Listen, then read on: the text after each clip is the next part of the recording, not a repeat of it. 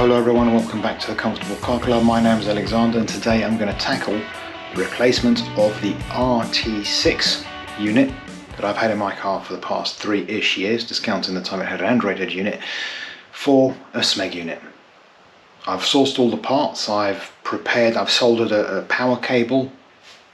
I think the only thing left is to install it.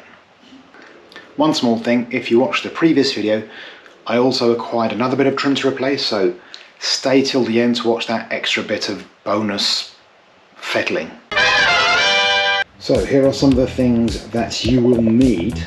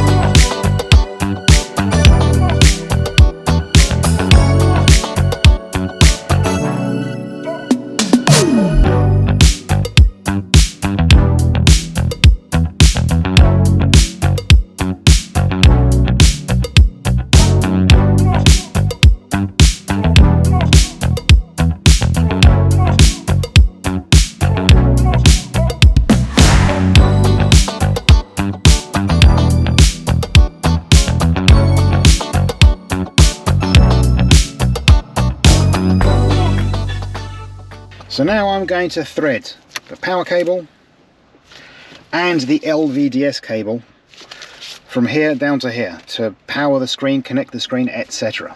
First off, the LVDS cable, the white plug came connected to the screen, so I'm going to keep it that way. Reach in and it should just easily come out. There we are, that's one. And now this, I'm probably going to do it the other way around, see if that works. Great success. Now Remis PSA in his video put it like this, because that's where the orifices are. So I'm going to do the same, but first I'm going to hook it up. Well, that's interesting. There seems to be a bit of a conflict there. Ooh. Good PSA stuff. You can see it's going against the plug, which is of course a really terrible bit of design. But I think that's the only way it fits. Am I correct? I think so. And then people say the French dimwits when it comes to making cars. It's because of stupid decisions like this. How stupid can you be to do that? These are factory cables, both of them, and I'm not fitting it wrong. I'm just going to put a couple of screws so it doesn't jiggle about. Now comes the part that I fear the most. Here is the power cable, and here is the plug, the main connector. I'm going to have to remove a couple of them so that this can connect and power the screen properly, etc. 9, which is this one, that's going to come out. Okay, you have to press a flap on the inside for this to come out. And the other one is 15. So I had to look at the Remis PSA video once again. Thank you so much, Remis PSA, you keep saving my life. I really have to link the video below because it's unavoidable to consult, 'cause it's the proper way of doing things. So you can see the third connector on the left has to be removed. There we are. And that's out.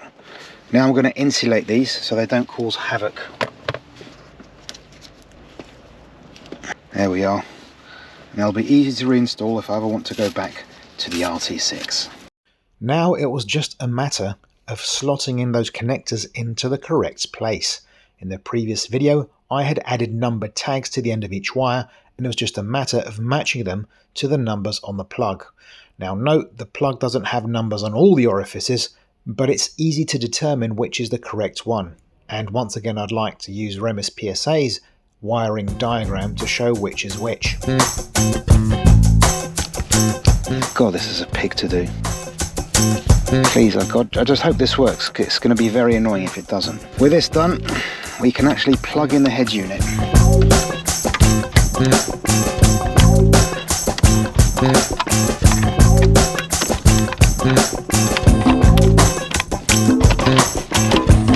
Now is the proper moment of truth, if I can find the bloody key.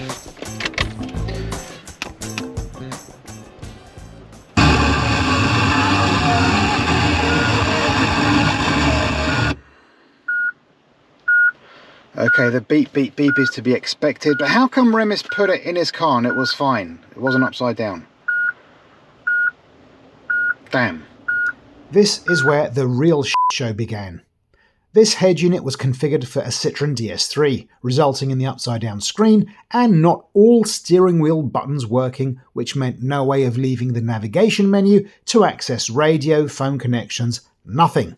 Just navigation in French with no way of changing it. First thing was first though, stopping the annoying constant beeping.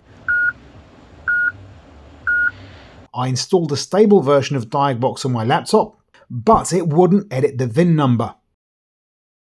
This is something I wasn't expecting. You have to have an older version of Diagbox. This is very unfortunate. Yes, newer versions need proper dealership level authentication over an internet connection to go ahead with reprogramming the VIN number. In the meantime, I still had a life going on, so I had to either drive around with a head unit held in place by a single screw and with that constant beep, or I had to disconnect the head unit and have no parking sensors. So I installed Diagbox 7.57 on a virtual machine, and it was a huge waste of fucking time. Microsoft makes virtual environments run slow on purpose to dissuade their use, and I couldn't do anything and lost 2 whole fucking days with this fruitless endeavour. It didn't work. I've uninstalled the entire virtual machine, it's just going nowhere. If it takes 10 minutes to do like one operation, it's just a waste of time. I'm going to try the virtual box that's actually on the website, see if that works. As such, I used the virtual box, but I still couldn't get it to work and I couldn't understand why. This is so difficult. This is just so difficult. Now, by pure chance, I stumbled across a comment that told me that what I was doing was wrong. After editing the VIN number, instead of clicking on that little arrow in the corner which seemed more intuitive, I should have clicked on the cogwheel, and that would end the operation successfully. I did that, and it worked.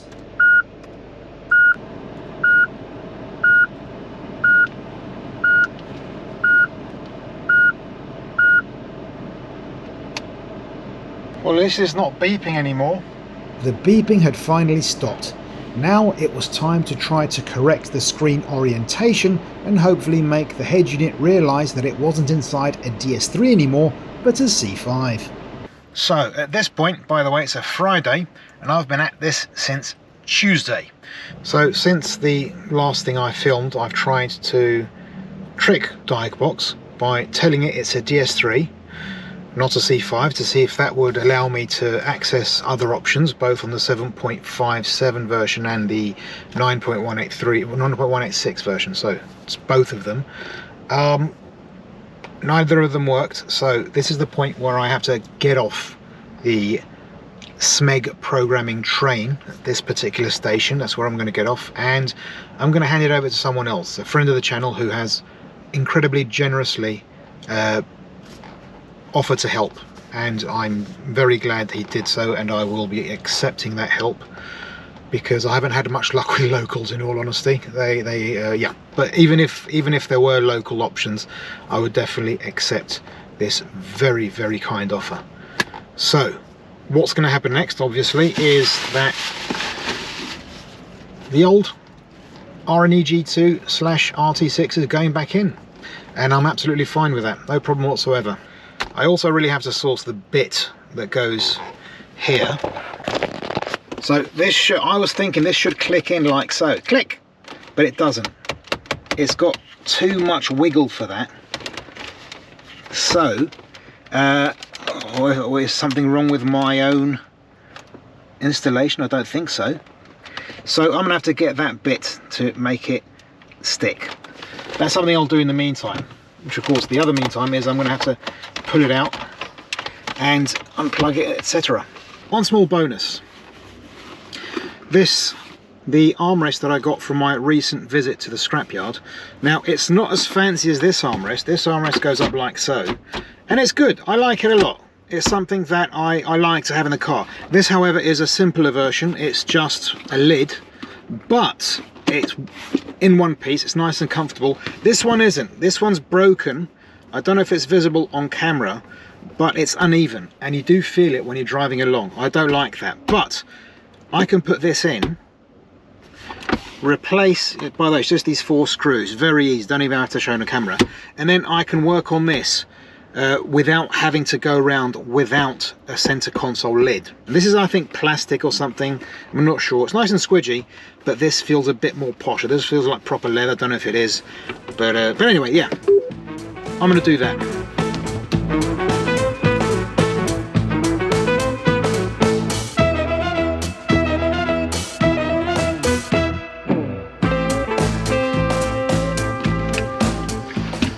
There we are, lovely and perfect. That's enough for this video.